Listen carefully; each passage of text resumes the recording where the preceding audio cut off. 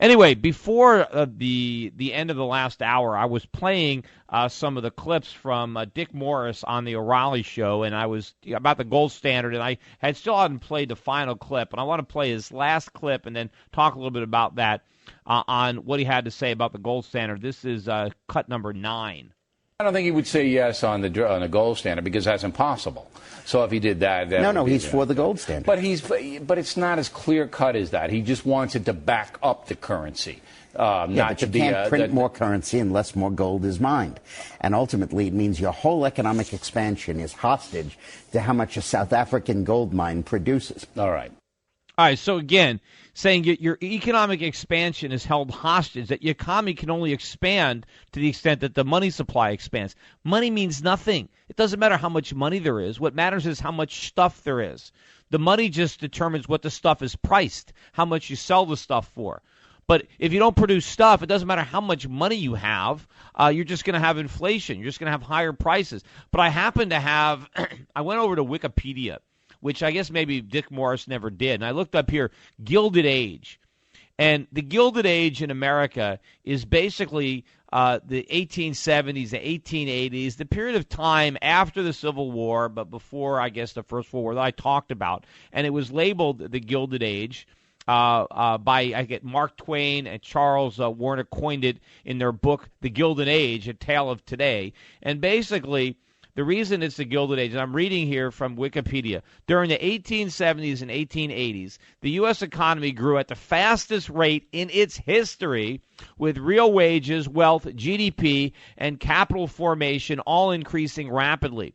For example, between 1865 and 1898, the output of wheat increased by 256%, corn 222%, coal 800%, and railway tracks 567%.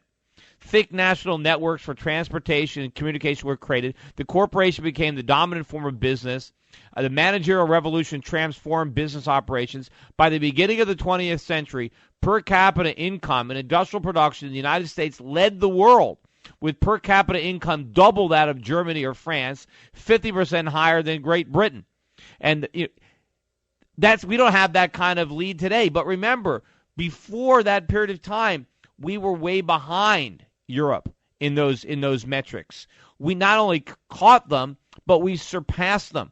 We had rapid economic growth. Of course, we had all the so-called robber barons, the great captains of industry, John Rockefeller, Andrew Mellon, Andrew Carnegie, Henry Flagler, J.P. Morgan, Cornelius Vanderbilt, the Astors. All of these huge fortunes were amassed under a gold standard. And not only was our money backed by gold, it was gold. There was no Federal Reserve. People were walking around with gold coins in their pockets.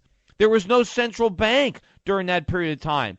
Yet we had a more rapid expansion of the U.S. economy, of standard of living, of economic growth. Remember, we absorbed all those waves of immigrants. I mean, we complain today about immigration. It's nothing compared to the number of immigrants that were flooding America's shores during that period of time, and the economy absorbed them without any unemployment, and we grew, and we did that not despite the fact that we were on a gold standard, but in large part because we were on a gold standard. And what that meant, a gold standard means limited government. It means high savings. It means capital formation. It means job creation. It means honest government. Government can only spend what it collects in taxes. It means you don't have all the debt. You don't have all the money printing. You don't have all the things that we have today. Yes, that's exactly what we need. We need a return to the gold standard. And if Ron Paul could actually deliver that, that would be fantastic. Although I believe it would be difficult to achieve given the political opposition.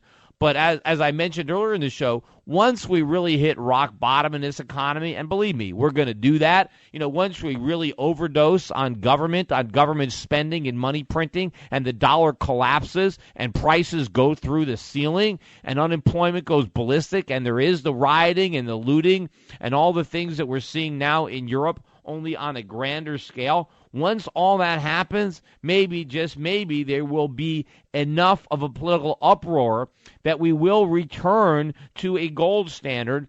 And maybe by then Dick Morris will have some appreciation. Maybe will have sobered up by then and kicked his own drug habit, which again I think he obviously has one, because if he was really in his right mind and could think straight, he obviously wouldn't be saying the things that